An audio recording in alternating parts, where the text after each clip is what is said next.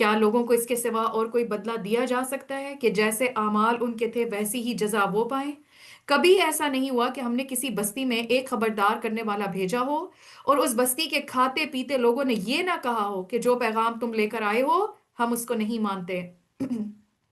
انہوں نے ہمیشہ یہی کہا کہ ہم تم سے زیادہ مال اولاد رکھتے ہیں اور ہم ہرگز سزا پانے والے نہیں ہیں۔ اے نبی صلی اللہ علیہ وآلہ وسلم، ان سے کہیے میرا رب جسے چاہتا ہے کشادہ رزق دیتا ہے اور جسے چاہتا ہے نپا تلا عطا کرتا ہے، مگر اکثر لوگ اس کی حقیقت نہیں جانتے۔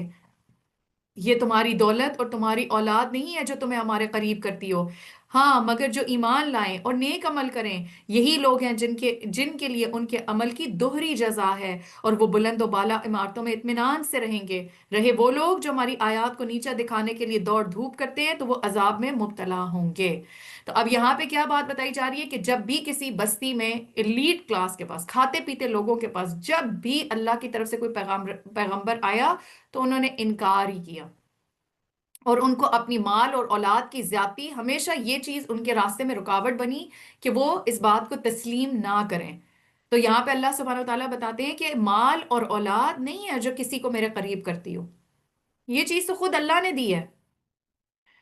لیکن جو،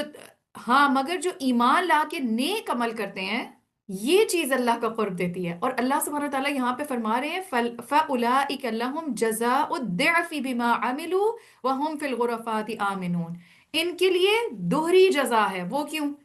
کیونکہ جب اسی مال اور اولاد کو ایمان کے ساتھ اگر ہو اور اس کے پاس یہ دونوں نعمتیں ہوں تو وہ انہی کے ذریعے نیک اعمال کر کے اپنے عمل کی بھی جزا پاتا ہے، اور اس مال سے جو اس نے صدقہ جاریہ کے کام کیے ہے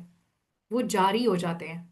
وہ صرف اس کے عمل تک نہیں رہتے، وہ ملٹی پلائی ہوتے رہتے ہیں۔ اور اسی طریقے سے ایمان کے ساتھ اور عمل صالح کے ساتھ اگر کسی نے اپنی اولاد کی نیک تربیت اور نیک پرورش کی ہوتی ہے، اس کو خیر و بھلائی کے راستوں میں لگایا ہوتا ہے، دین کے راستوں میں لگایا ہوتا ہے، پھر اس کے اپنے عمل کی بھی جزا ہے اور اس کی اولاد کی بھی نیکیوں کی جزا اس کو ملے گی۔ تو اللہ سبحانہ و تعالیٰ فرماتے ہیں ان کے لیے دوہری جزا ہے اور وہ بلند و بالا عمارتوں میں اطمینان سے رہیں گے۔